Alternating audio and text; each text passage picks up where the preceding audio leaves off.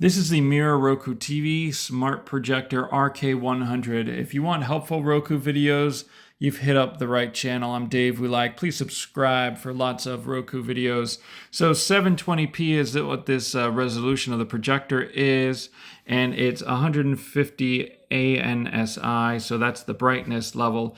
The way that I would like to think about this particular projector based off of those numbers is like, maybe this is good for a kid's room because it's not the brightest Roku TV projector on the market right now. It's about half of what the other ones are, around 300 at the moment, and it's 720p resolution as opposed to the other ones are around 1080p. So what else do we have? Of course, it's built in with Roku TV. You don't need a separate stick or anything like that. The image size is around 100 inches, can go up to that. And it's got Dolby audio, and it's a simple, easy to use remote. So that's just the side here. And what's on the other side? So it does come with a USB-A. There's a HDMI port, 3.5 millimeter audio jack. So you can just plug in right there. Pretty straightforward. And here's the other side of the box. So let's go ahead, open it up and see what's inside. So we've got a power cord as well as a HDMI cord. I don't know why this is included because we don't really need it unless we want to plug in the projector to a different source. It comes with a little cleaning cloth, as well as here is our Roku remote. It's a basic remote, no voice functionality. It includes Netflix, Disney Plus, Prime Video, and YouTube. So there on the side is the volume controls and mute. Yeah, so it does include these two little leaflets, our manual and just a little welcome information. So this is the projector itself. Quick look. It does include some grips as well as a tripod mount. So we should be able to put this wherever it is that we want. As you can see, swiveling it around with ease. As well as it can go backwards too. So you can definitely get any angle you need with this particular projector. It looks pretty cool with that little gold right here. As well as there's this ring right here. So maybe that's for focus. I'm not sure just yet. We'll plug it in and see what's going on. The back side, on and off button, USB, reset, HDMI, and then the 3.5 millimeter jack. Our power cord goes right there. And couldn't be easier. It's very small indeed. So that's kind of cool to have if you want, like, again, a very small Roku projector. This might be the one for you. Definitely the smallest on the market that I've seen so far. I've plugged in the RK100. Let's turn it on so you can see the power flashes. And just like that, we're good to go. Now, this little dial here does move it in and out of focus. Now let's click on English, US. And again, this is our projector placement. So we could do front tabletop, which it currently is, front ceiling, if you wanted to mount it on the ceiling. Then there's also rear tabletop and rear ceiling. So all depends on how you place the projector. We're gonna go with that tabletop again and log on in to my Wi-Fi. Okay, it looks like it connected to the Wi-Fi, and now it is updating the software of the Roku. Next step is to log into our Roku account with either by entering our email address, activating with QR code. So it's your choice. And now that I've logged into my Roku account, it's downloading all my various apps. Okay, it downloaded all the apps. Now we're going to just do this later because I don't want to connect any devices to the projector. We're going to close this message on out and welcome to your Roku device. This menu will be updating. Let's see if I can go ahead and switch it. I don't think it's available just yet on projectors, but if you go here to home screen update, you click on get the new home screen. It should refresh, but not today. So one day this will look slightly different. You can watch another YouTube video on my channel showing the new home screen menu. But basically this is what it looks like right now. And if we go back to settings, there are projector settings. So we can do auto keystone if we wanted to. Just click on it and it'll reset it so the corners are slightly more adjusted.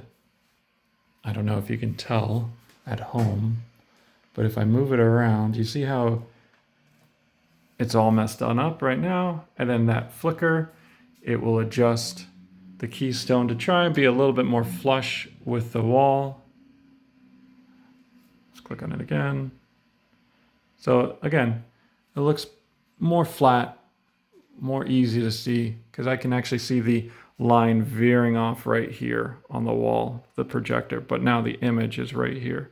So it's nice to have that ability, and doing it automatically is pretty great. There, of course, is image correction where you can do it manual keystone if you wanted to. You can use the D-pad here to adjust the arrows, pushing it in or out or down. And you just hit the back button to exit, or you can reset it by default, or click OK to move to the next corner. So, there's zoom, so we can, this is the full-on screen size that you can get, but you can also shrink it down if you wanted to. And then at any point you hit the exit by, hit the back button to exit. So in this case, of course, it needs to be keystoned again. But doing that will reset it all. So you have to go to zoom. So we're going to shrink it down again, and then we have to manually do the keystone. So just like that, about bringing it out and down. So something like that, looks better, right? Anyway, going back to the original size. Going back to home, let's go to live TV and check out some, shows and news, and all this stuff is basically free. Sometimes there's an indication, like a little dollar sign that, oh, you need to subscribe to the channel, like down here where it says subscribe and watch movies. There's that dollar sign. But if it doesn't have that, usually it's free. So that's kind of cool, isn't it? And if you click on it, it will ask you to pay to sign up for Howdy, for example. That's the channel that it's coming from. Let's check out the news. See how the audio sounds? For our 150th So you can hear the dialogue has a buzz to it right now. I mean, it must be his microphone, which is a shame. Can't hear him, right? But if we hit the back button and let's check out something else going on. Oh, that audio sounds much better. Maybe it was their feed. So again, just muting it for 2 seconds. If you hit the start button, you do get picture settings up here, where right now it's set to the picture mode of Roku Smart Picture. You can change that if you want to be vivid or sports or movie. But again, if you set it to Roku Smart Picture, it's kind of like AI, where it's understanding what you're watching and will change the picture settings automatically for you. Or you can customize the picture and turn up the brightness all the way. I'm kind of curious what that looks like. It definitely gets whiter. So I think that is brighter than where I was at 50, yeah. So you'll want to kind of play around with these settings, because again, the brightness isn't extremely bright, but it gets the job done, I think, if you're in a low lit area like I am right now. I mean, it's basically pitch black on over here. But watching during the day might be a little challenging and difficult. But, that's what blinds are for and whatever. Just block out as much sunlight as possible. So very easy to change the channel. The other thing that we can do, sound settings. Right now it's set to standard. We could set it to auto or back to dialogue or movie, music, night.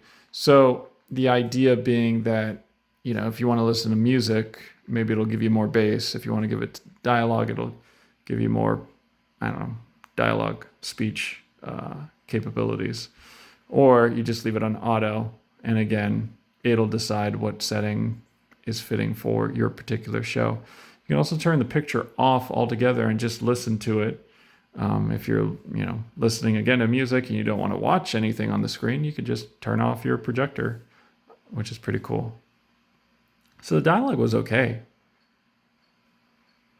Let's go to Fail Army. Why not? See what's going on over here. Watching people fall is always entertaining, right? That's painful. That's painful. So again, there's a lot of shows. Speaker's pretty good. You should be able to hear whatever it is that you'd like to hear. Again, typical Roku here where you've got your search, your subscriptions. Right now they have a summer savings. So they have a lot of deals going on at the moment, up to 90% off. A lot of different streaming services. Pretty cool. And then what to watch. This will be where you can click on continue watching as well as your apps and your save lists. So as you go on through and you're like, oh, I want to watch that later, you hit the start button and then you click on add to save list and it'll appear right here. If you ever want to remove something from your save list, you just hit the start button and you click on remove from save list. Pretty straightforward, right? Featured free. And then there's daily trivia, sports, the streaming store, which has all the apps, and again, the settings. So it's pretty straightforward and easy to use. Again, I think this is great for a second room for where your kids are and they want a big screen. It's fun having Roku with a big screen. And now I can go up on the ceiling itself. And this is just so great. Imagine you're in your bed, watching your Roku on your ceiling. I mean, that's pretty cool. Just lying down. Oh, it's so nice. Anyway, so works pretty well from what I can tell. Let me know in the comments section below if you have any questions. And of course, again, subscribe to my channel for more Roku videos coming soon.